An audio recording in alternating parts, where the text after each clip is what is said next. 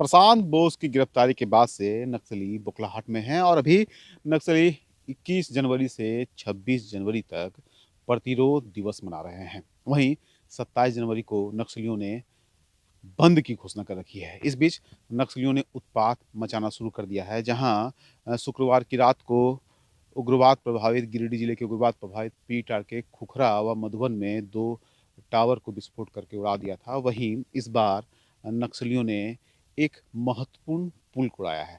हम अभी उसी पुल पर खड़े हैं। देखिए, ये यह पुल है। यह पुल यहाँ के लोगों के लिए उम्मीद की बहुत बड़ी किरण थी। चूँकि हम इसे इसलिए बोल रहे हैं कि यह पुल गिरिडीह प्रखंड के बारागढ़ा और डुमरी प्रखंड के जो नुरंगो हैं, उसको जोड़ता है। इस पुल के बनने से यहाँ के लोगों को काफ़ी राहत मिली थी। चूँकि इससे पहले जब पुल नहीं था तो लोग बड़ाकर नदी को क्रॉस करने में लोगों को काफ़ी परेशानी होती थी। बड़ाकर नदी पर बाँस की टटरी बनाई जाती थी और उसी टटरी पर चढ़कर लोग क्रॉस करते थे।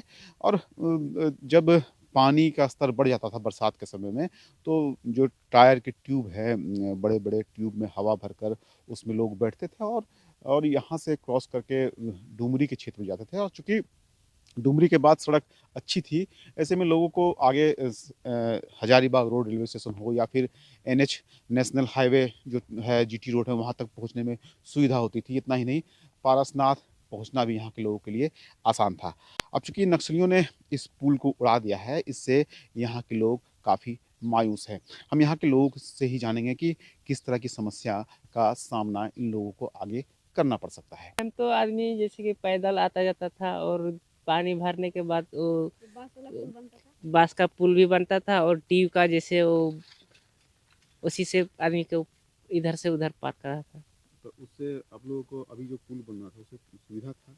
सुविधा बहुत था। अब क्या होगा जब पुल अब तो मुश्किल हो गया ना, आदमी आने जाने के लिए जब पुल ही टूट जाएगा तो मतलब मुश्किल तो होना ही होना है। अब हो गया।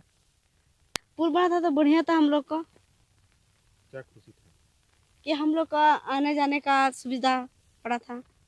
तो हम लोग ऐसे ही बांस का पुल बना हुआ रहता था, उससे हम लोग जाते थे। फिर भी टी रहता था, टी से जाते थे। देखिए, स्थानीय लोगों ने जो बताया है कि इस पुल के उड़ाए जाने के बाद यहाँ के लोगों को काफ़ी समस्या होने वाली है। अभी हम उस स्थान पर खड़े हैं जहाँ पर नक्सलियों ने बम लगाया है। यह वही स्थान है। इधर से डुमरी की तरफ से यह तीसरा पिलर है जहाँ पर नक्सलियों ने विस्फोट किया है। कहा जा रहा है कि जो विस्फोट हुआ है वह डुमरी थाना क्षेत्र में पड़ता है, जबकि उसके ठीक ऊपर 2 पिलर के बाद मुख्य क्षेत्र पड़ जाता है। यानी दोनों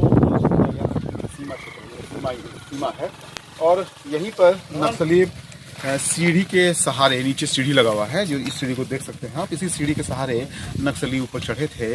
यहाँ पर बाजाप्ता बम को प्लांट किया गया और काफ़ी इत्मीनान से नक्सलियों ने इस घटना को अंजाम दिया है। चूँकि यह इलाका जो है सो घोर नक्सल प्रभावित क्षेत्र है। इसी इलाके में थोड़ी दूर पर, यहाँ से कुछ किलोमीटर की दूरी पर अनलदा का घर है। अनलदा 1 करोड़ के इनामी नक्सली हैं और उनसे कुछ दूरी पर, लगभग 10 किलोमीटर की दूरी पर मिसिर बेसरा का घर है, उन पर भी 1 करोड़ का इनाम है। इसी पारसनाथ के तराई इलाके में प्रशांत बोस रहा करते थे और यहीं से निकलने के बाद उनकी गिरफ्तारी हुई। ऐसे में जब से नक्सलियों ने प्रतिरोध दिवस मनाना शुरू किया है तो सबसे ज़्यादा गिरिडीह में ही उत्पात मचाया है। क्योंकि अभी जो बातें क्षण के सामने आ रही है, जो इनामी नक्सली उसके दस्ते को इस इलाके में भेजा गया था।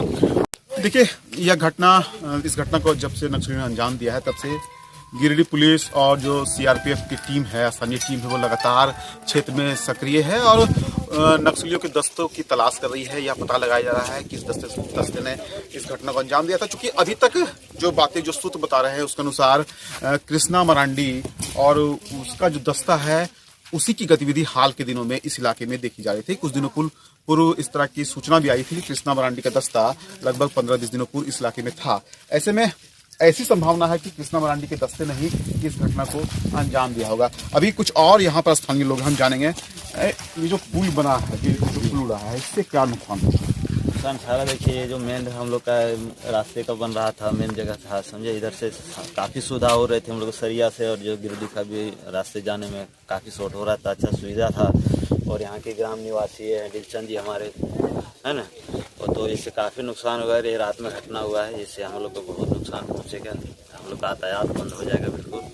देखिए दिलचंद जी हैं यहाँ के स्थानीय से जानते हैं। देखिए दिलचंद जी, जब पुल नहीं था उस वक्त क्या परेशानी थी? हम लोग को बहुत सारा कठिनाई होता था, और यहाँ ये पुल होने से हम लोग का डुमरी, सरिया, इधर जमुआ, गिरिडीह एकदम सेम है। 25 किलोमीटर डुमरी, 25 किलोमीटर सरिया और 25 किलोमीटर जमुआ और 25 किलोमीटर गिरिडीह। हम लोग यहाँ मैंने बहुत दिनों से प्रयास था कि को यहाँ पुल बनावे, लेकिन पूर्व विधायक जयप्रकाश वर्मा जी ने हम लोग को देखते हुए, क्षेत्र की देखते हुए पुल दिया था, और ये पुल बन के बहुत अच्छा तैयार हो गया था।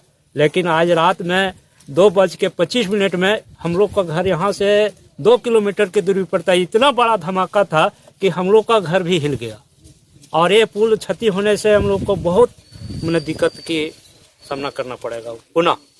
देखिए यहाँ के लोगों ने बताया कि किस तरह से इस पुल के क्षतिग्रस्त होने से इस क्षेत्र का विकास प्रभावित हुआ है। हालांकि घटना के बाद से गिरिडीह पुलिस और सीआरपीएफ की टीम लगातार सर्च अभियान चला रही है। जो नक्सली शामिल हैं उनकी खोज की जा रही है। देखना होगा कि पुलिस को कब तक सफलता मिल पाती है। अमरनाथ सिन्हा, ETV भारत, गिरिडीह।